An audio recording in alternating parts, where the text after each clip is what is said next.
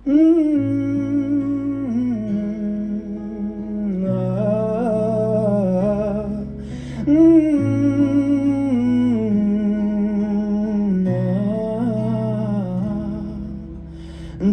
এক পাহাড় অসহ্য অবিচার, স্তব্ধ হয়েছিল তারা ব্যস্ততা হাজার।